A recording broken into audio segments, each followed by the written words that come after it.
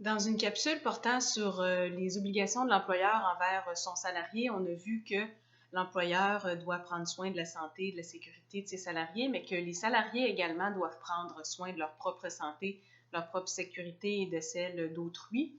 Alors, on entend souvent parler du droit de refus.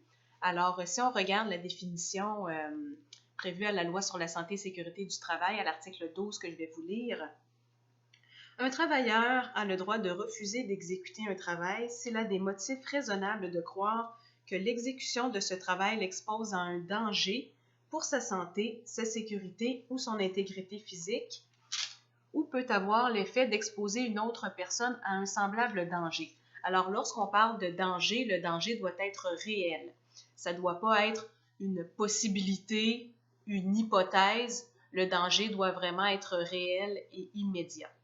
Il y a une exception, bien sûr, à cet article, qui se trouve être l'article suivant, l'article 13, dont je vais vous lire.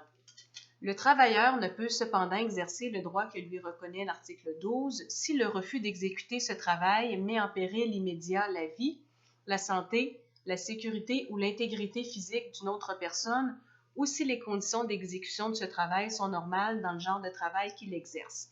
Alors, par exemple, un intervenant de la santé, tel un médecin, une infirmière, un pharmacien, un préposé aux bénéficiaires, un ambulancier, pourra difficilement, compte tenu que c'est de son travail, de travailler avec de la clientèle qui est généralement malade.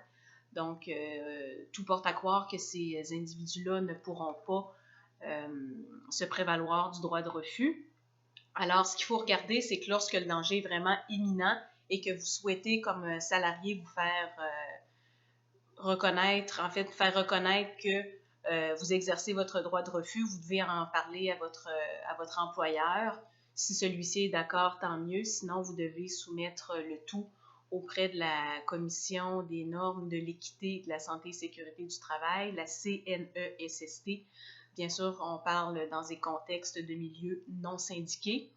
Et ensuite, cet enquêteur auprès de la CNESST va devoir statuer.